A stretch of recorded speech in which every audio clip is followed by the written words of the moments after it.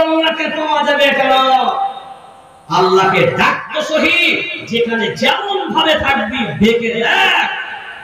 আল্লাহ বলছে ডাক সহি, পাঁচ কি না পাঁচটা করে উদউনি আস্তাজিব লাকুম।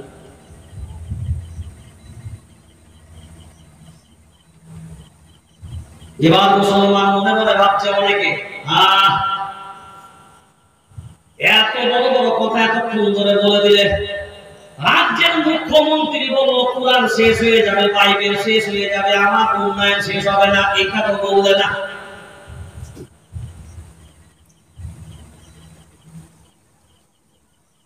এখানে যারা আছেন প্রথম দুটো কথা শুনে, আমি দিন থেকে রাজনীতির বিরুদ্ধে, কোন রাজনীতির পক্ষপাতিত্ব নয়। রাজ্যের মুখ্যমন্ত্রী তিনি যে দলেরই হন, তিনি কথাটা যেটা বলেছেন, আমাদের এই সমাজে এই সময় একটা শ্রেণী এটাকে অনেক বড় আকার নিয়ে সামনে নিয়ে এসছে। এত বড় কথা আমাদের ভিতরে কিছু মানুষ মুখ খুলেছে, কিন্তু আপনারা সবাই জানেন আমি অল ইন্ডিয়া মানবাধিকার কমিশনের, আমি অল ইন্ডিয়া মেম্বার, সারা পশ্চিমবঙ্গে রাজ্য জামিয়াতুল আইম্মা ওয়াল উলামার আমি সাধারণ সম্পাদক।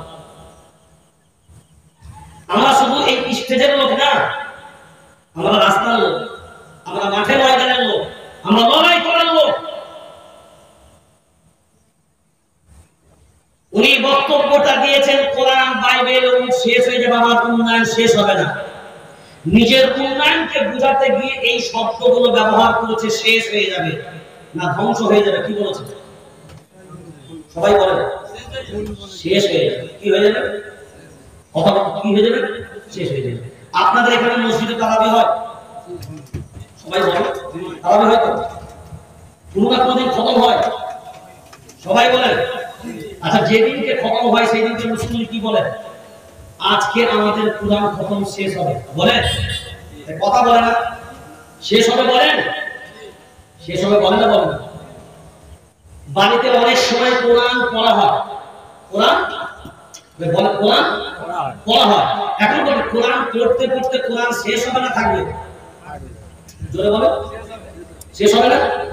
কোরআন পড়ে পড়ে কোরআন শেষ হবে। আমরাও ওই শেষ হবে, খতম হবে, খতম হয়ে আমার শেষ হয়ে যাবে। এই শব্দগুলো বাক্যগুলো আমরা ব্যবহার করি না, করি না? কথা বলে উনি যদি এই দিক দিয়ে উনি বলে থাকেন যে যেমন মানুষ পড়ে পড়ে শেষ হয়, কিন্তু আমার উন্নয়নের লিস্ট পড়ে পড়ে শেষ হবে না, এটা নিজের উন্নয়নকে বুঝাতে গিয়ে শেষ হবে। এই শেষ বাক্যর দ্বারা এই নয় যে তিনি বলেছেন কোরআন ধ্বংস হবে। কথা বুঝতে পেরেছেন? এই বাক্যটার দ্বারাই আমাদের ভিতরে মনে হচ্ছে এত বড় বাক্য, এটার দ্বারাই না, তিনি শেষ হবার কথা বলেছেন যে এগুলো পড়তে পড়তে একদিন শেষ হবে, পড়তে পড়তে পড়তে পড়তে শেষ হবে। ওনার উদ্দেশ্য ওই জায়গায়। তারপরে একটা আপনাদের, এটা তো সম্ভবত কোন কেন্দ্র আপনাদের? এখানে সম্ভবত কোন একজন হিন্দু নেতৃত্ব বলেছেন আল্লাহর অংশ। এগুলো আমাদের মুসলিমদের আকীদাগত বিষয়গুলো খুব ক্লিয়ার হওয়া। আল্লাহর অংশ। আচ্ছা, এখানে যারা বসে আছেন লা ইলাহা ইল্লাল্লাহ, সবাই একবার বলেন তো। এর অর্থ কি? আল্লাহ ছাড়া কোনো ইলাহ নেই, ইল্লাল্লাহ, আল্লাহ ছাড়া কোনো ইলাহ নেই। আচ্ছা, এই কলমাটা আমাদের হিন্দু ভাই যে সমস্ত আছে এটা পড়ে না? জোরে বলেন। আচ্ছা, রামকে ভগবান মানে তারা, কৃষ্ণকে ভগবান মানে, কথা বলেন, শিবকে ভগবান মানে, তাহলে বিভিন্ন দেব দেবীকে ভগবান তারা একটা মানে না অনেক মানে? সবাই বলে অনেক মানে। তাহলে একটা মানে না, একটা কারা মানে? আমরা মানি। একটা কারা মানে? আমরা মানি। আমরা বলি লা শারীকা লাহ, আল্লাহর সাথে কাউকে শরীক করা যাবে না, কিন্তু তাদের ধর্মে শরীক করা শরীক করা যাবে।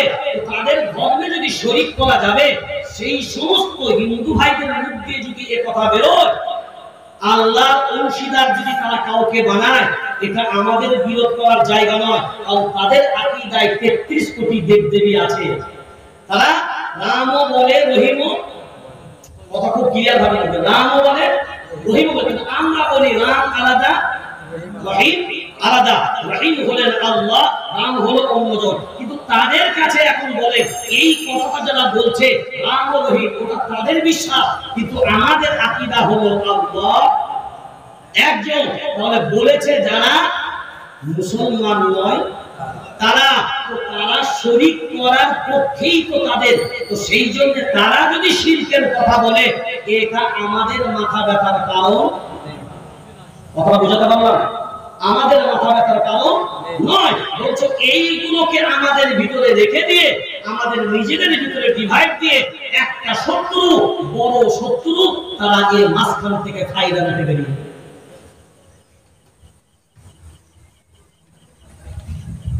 তাহলে এক নম্বর কারণ বললাম, আমরা পেরে উঠছি না কেন? 12টা মিনিট আছে, আর 2 নম্বর কারণ, দুটো কারণ হবে, অন্যান্য কারণগুলো হবে না, মেন দুটো কারণ হয়ে যাবে। নাম্বার 2 আল্লাহ বললেন এই জন্যই আমরা পেরে উঠছি না কেন?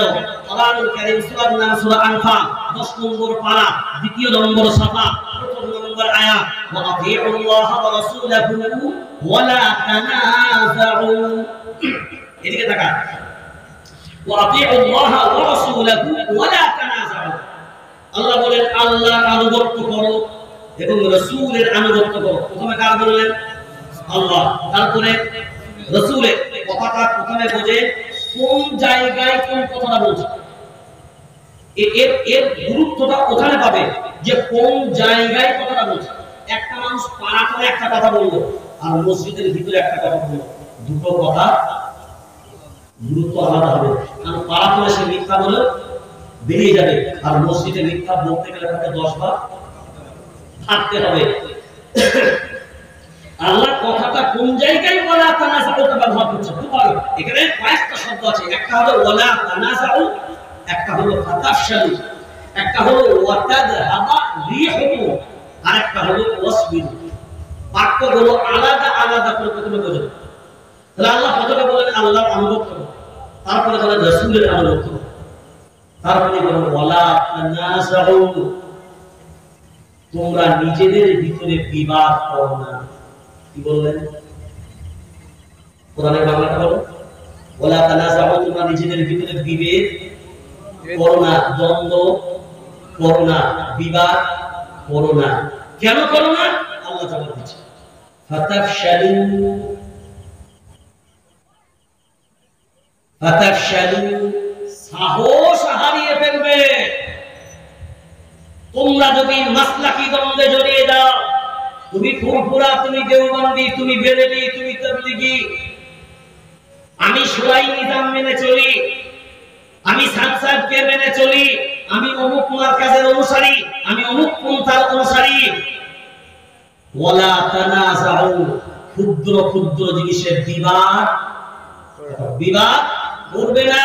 ফাতাফশালু, সাহস হারিয়ে ফেলবে। বর্তমানে বিবেক দিয়ে বলেন হকের প্রতিবাদ করার জন্য মাঠে যেতে, আর সে সাহস আছে? কথা বলেন, জোরে বলেন। সাহস হারিয়ে ফেলছে কেন বলেন তো? কেন বলেন? ওয়ালা তানাযাউ, আল্লাহ বলেছেন যে, তো আল্লাহ যা বলেছেন সত্য হবে না মিথ্যা হবে? আল্লাহ বলেছেন সাহস কখন হারাবে? যখন তোমরা নিজেদের ভিতরে বিবাদ করে খন্ড বিখন্ড হবে। তারপরে যে কথাটা বললেন ওয়াতাযহাবা রিহুকুম, এরপর আল্লাহ বললেন শুধু তাই নয়, সাহস হারাবে তাই নয়, ওয়াতাযহাবা রিহুকুম, তোমরা দুর্বল হয়ে পড়বে। কি হবে? সবার দুর্বল হয়ে পড়বে। এখন বিবেক দিয়ে বলেন ভারতবর্ষের 40 কোটি মুসলমান, এক না খন্ড বিখন্ড, সারা দুনিয়ার 200 কোটি জনসংখ্যা মুসলমান, খন্ড না বিখন্ড? জোরে বলেন, খন্ড বিকণ্ড। মসজিদে নামাজে যখন যায় তখন দেখবেন মনের মিল না। হ্যাঁ, যদি দাঁড়ায় কাতার দেখবেন দাঁড়িয়ে গেছে, যদি একটু কমিটা থেকে দেবে ওখানে তাকে আছে সালামটা হুজুর কখন দিবে। ইমাম সাহেব ডান দিকে সালাম ফিরে দিয়েছে, বাম দিকে সালাম ইমাম এখনো ফিরে নাই, মানে শুধু আসসালামু আলাইকুম বলেছে, রহমতুল্লাহ বরকতুল্লাহ এখনো হয় নাই। কিন্তু ও বেটা ধরবে বলে ও রেডি হয়ে গেছে। ইমামের সালাম কমপ্লিট হওয়ার আগে যদি মুক্তাদি সালাম ফিরে দেন নামাজ বললাই যা।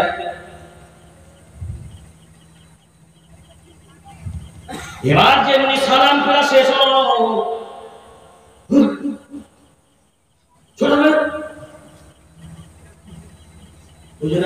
আমি প্রমাণ আপনি নেবেন, আমি বলছি কথা নয়। আপনাদের মসজিদ কোন একদিন আমি একজনকে দায়িত্ব দিলাম, প্রত্যেকটা কাতারের একটা ছবি করবে, দেখবেন সব কাতারের মাঝখানে 4 আঙুল 5 আঙুল করে থাকবে। আমি আপনাকে বাইরে করবো, আমি একটা দুটো মসজিদের সমীক্ষা করে দিব। জামাতে ইবাদত বলছে গোপনে করো, কিন্তু মসজিদে জামাতের ব্যাপারে উৎসাহিত দিলেন কেন? এক হয়ে জামাতে নামাজ পড়ো কেন বললেন? ইবাদত তো গোপনে করার কথা, কেন প্রকাশ্যে করার কথা বললেন? জামাতে এই জন্যই এই মনের মিলগুলোকে করানো হবে।